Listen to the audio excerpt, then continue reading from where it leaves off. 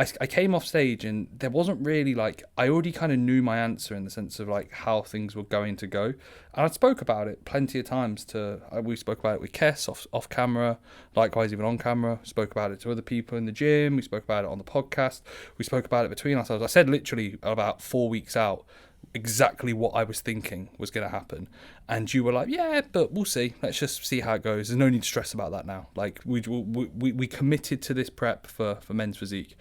And I was like, I looked back at a photo of me v Jack at the Arnold's, and like I looked like a men's physique guy there. And then I looked back at the photo from the weekend with me stood next to the other 3 in the overall, and I just look like a small young bodybuilder. Yeah, and but even if you look at you versus Jack at the Arnold, Jack's round. Like, Jack's got but I thought more of a men's physique. Yeah, I agree. But I thought, oh yeah, give me an extra 5 kilos of muscle mass, 10 kilos of muscle mass, and maybe that look will be more, not men's physique relative to criteria now, but it will be more, oh well, you'll have a good amount of muscle mass.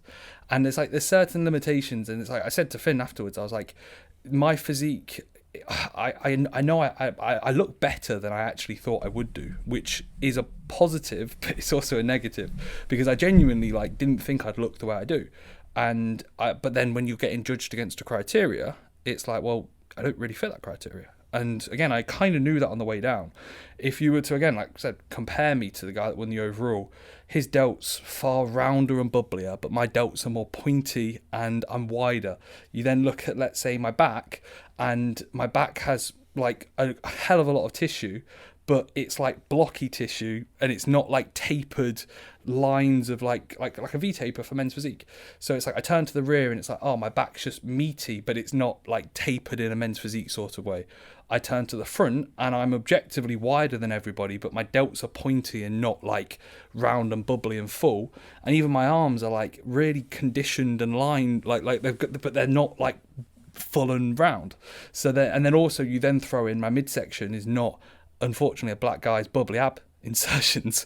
So it's like, okay, cool, my obliques are all right, my shoulder width, my clavicle width is good, my side delts are good, but when you look at everything relative to a criteria, it's like, yeah, I kind of know my limitations. So it was an interesting one in relation to like, if I can guarantee if everyone backstage, because I was the youngest backstage, but I was youngest on the stage by like 10 years. I don't think there was a single guy in his 20s. And I got off stage, and the dude that I was up against in one of the novice classes, or the novice class, said to me, he was like, well, if we're viewing it off different criteria, he was like, you have the most muscle mass here in certain areas. And he was like, and you win a lot of things, but men's physique isn't just X, Y, Z, it's A, B, C, and then loads of other criterias. Yeah, but that's the same in any class. Yeah, like, 100%. I don't think I think in your head you're like, I'm so opposite of men's physique. No, I'm not. No, I'm not. I'm not opposite of men's physique. I just think it's one of those where you almost know, like, I just think this is, like I said, there's some limitations to a physique, and you almost kind of naturally hit them. And let's say if I was to have won on the weekend and I was to go and get my pro card, my off season legitimately would be like, yeah, the goal. Yeah, but I don't think you'd stay in men's physique. No, I wouldn't. The goal wouldn't have changed. You'd have been like, I'm still going to go. But then so I go to Classic and I'm already at like the weight cap for Pro Classic. Like I was speaking to, you won't mind me sharing, speaking to Niall Darwin, One Punch Naz. Yeah. Real good conversation, like in the sense of like he was actually really nice. Like it was a proper nice conversation, and he was saying to me backstage, he was like, he watched me in the PCA show the week before, and he texted his client who I beat, and he said instantly, he was like, tell Reece never to compete with the PCA again. And he came up to me, and it was really, really nice, and he was just like, I did a suck down to make weight for Classic. He was like, you're young. He was like, look around you. He was like, no one's 20 here. He was like, if you're already thinking you're going to have to make weight for Classic, and he was like, and you're going to struggle, he was like, and your physique's not going to respond well. He was like, so let's say you win your pro card, you then have to, you get a few extra kilos, you're going to be at that cap anyway. He was like, why not, if you think about it, what are you going to be doing when you're 27, 28? You're still going to be training. He was like, you train really hard, you put everything into it. So what's the objective here? He was like, what are you doing this for? And I thought to myself, like, the conversation backstage, I was like, shit, yeah, he's right. Like, if I was to have won on the weekend, men's physique, and then let's say I'd go and win my pro card somewhere, men's physique, it would be like, right, cool, now I get an extra 2 kilos to play with in Classic. I get to have one off season, and then it's like, right, cool, I'm at the top end of Classic. Yeah. And then it's like, right, do I just go to open? But then at the same time, I look at myself and there's many objectives and things that like in my head, I think to myself, like, is it worth it relative to health? Is it worth it relative to how I grow? Is it worth it relative to social media? Is like me just going into a massive push up and just taking loads of drugs and getting massive? Is that going to be beneficial in all aspects? And it puts you in a bit of a tricky sort of situation when it comes to a criteria and then what you've done it for.